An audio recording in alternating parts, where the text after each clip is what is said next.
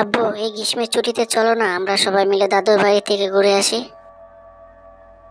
না আব্বু, এই বছর আমরা যেতে পারবো না। সামনের বছর আমরা সকলে মিলে যাব। এই বছর আমাদের অফিসে অনেক কাজ বাকি রয়েছে। দাদুর বাড়ি যাব।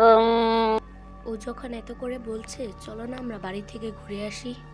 তুমিও বুঝতে পারছো না আমি বসকে কি জবাব দিব। ও তুমি বসকে কিছু একটা বুঝিয়ে দিও। আমরা এবার বাড়ি যাবই। ঠিক আছে, তুমিও যখন এত করে বলছো তাহলে চলো আমরা আজই বিকালে রওনা দেই। হুরে, দাদুর বাড়ি যাব।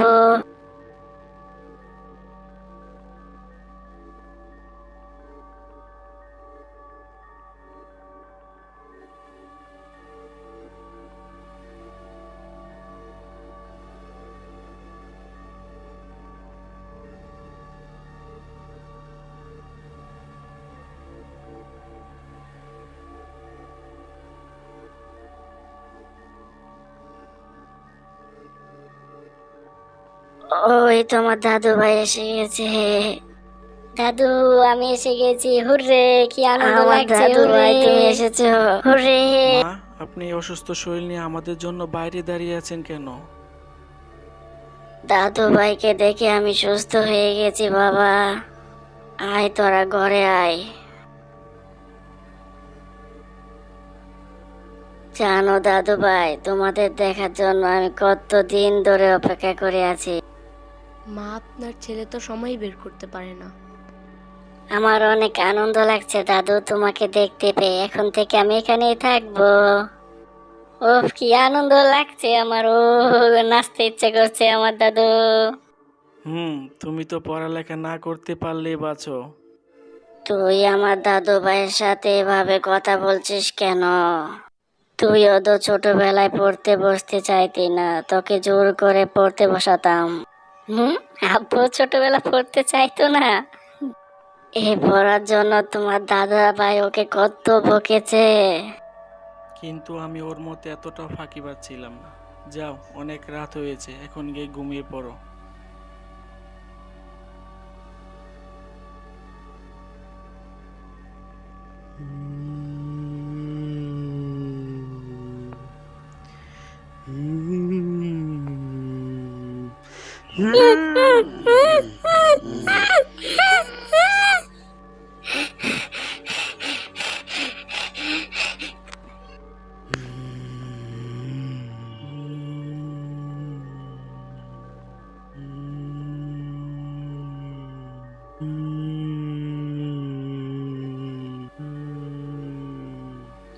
কে ওখানে? কে? কে ওখানে? কি হয়েছে দাদু ভাই? তোমার মুখটা এমন লাগছে কেন? দাদু, জানো কাল রাতে একটা ভূত এসে আমাকে মেরে ফেলতে চেয়েছিল। হুম, কি ভয়ঙ্কর চিত্র ছিল এটা। কি বলো দাদু ভাই, তুমি মনে হয় দুঃস্বপ্ন দেখেছিলে গতকাল রাত্রে। না দাদু, আমি দুঃস্বপ্ন দেখি নাই, ওটা সত্যি ভূত ছিল। আচ্ছা দাদু ভাই, তুমি ভয় পেও না, আজ থেকে তোমার সাথে আমি থাকবো। আচ্ছা দাদু, আজ থেকে তুমি আমার সাথে থাকবে। এমনিতেও আমি একা আর ঘুমাতে পারবো না, অনেক ভয় লাগতেছে দাদু আমার এখনো। আমি এখন গেলাম দাদু।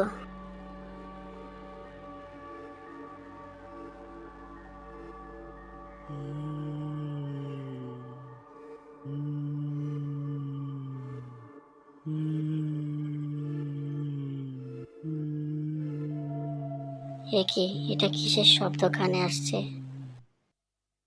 আমাকে গিয়ে দেখতে হবে যে এটা কি। দাদু তো আমার সাথে ঘুমিয়েছিল, কোথায় গেল? আমি সব জায়গায় দাদুকে খুঁজেছি, দাদু কোথাও নেই।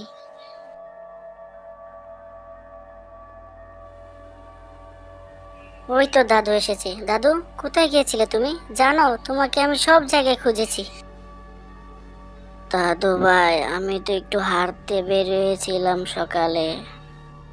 তুমি তো ঘুমিয়েছিলে। তো কি হয়েছে, তুমি আমাকে বলে যাবে না? জানো আমি কত ভয় পেয়েছিলাম। মা, আপনি আর কাউকে না বলে কোথাও যাবেন না। আর প্রয়োজন হলে আমাদের বলে যাবেন। ঠিক আছে বাবা, এখন থেকে বলেই যাব। আয় ঘরে আয়।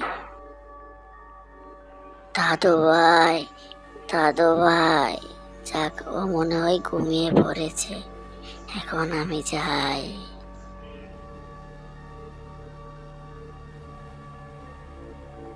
এ কি, দাদু কোথায়? দাদুকে কোথাও দেখতে পাচ্ছি না কেন? কোথায় গেল দাদু? মা জানো, আজ রাতেও ঘুম ভাঙার পর দেখি দাদু আমার পাশে নেই। আমি সব জায়গায় খুঁজেছি, কোথাও দাদুকে পেলাম না। ওই তো দাদু এসেছে। দাদু, আজকেও তুমি কোথায় চলে গিয়েছিলে? তুমি জানো, তোমাকে দেখতে না পেয়ে রাতে আমি কত ভয় পেয়েছি। আর বলো না দাদু ভাই, কাল রাতে হঠাৎ গরম লাগছিল, তাই বাইরে গিয়েছিলাম একটু। যাও দাদু, তোমার সাথে আর কথাই বলবো না। তুমি বলে যাবে না আমায়?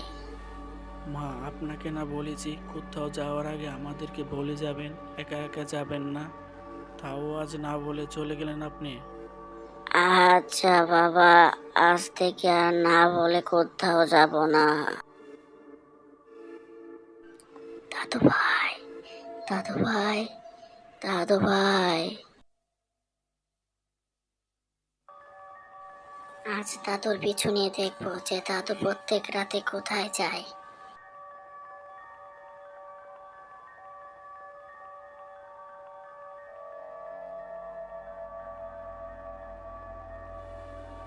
এ কি, দাদু তো জঙ্গলের ভিতরে চললো।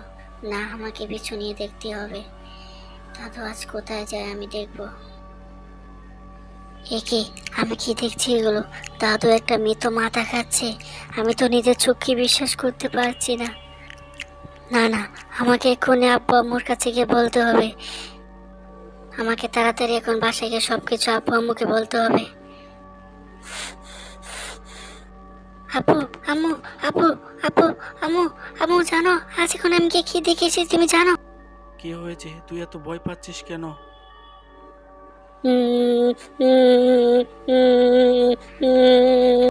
কি হয়েছে? তুই এত দাদু কোথায় গিয়েছিলি আর কান্না করছিস কেন? কি হয়েছে বল, কি হয়েছে?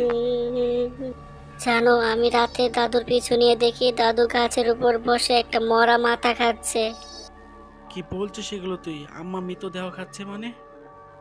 তুই ঠিক দেখেছিস তো? এখন কোথায় আম্মা? আমি নিজে চোখে দেখেছি দাদু গাছের উপরে বসে মাথা খাচ্ছে। দেখতেও কেমন ভয়ানক লাগছিল। শোনো, আমার খুব ভয় লাগছে। তুমি এখনই গিয়ে তাড়াতাড়ি কবিরাজ ডেকে নিয়ে আসো। ঠিক আছে, আমি তাড়াতাড়ি যাই, গিয়ে কবিরাজ নিয়ে আসি। আর তোমরা সাবধানে থেকো, আম্মা যেন কোনো কিছু না বুঝতে পারে। আমি যাবো আর এক্ষুনি নিয়ে আসবো কবিরাজ। যাই তো, এখন আমি গেলাম।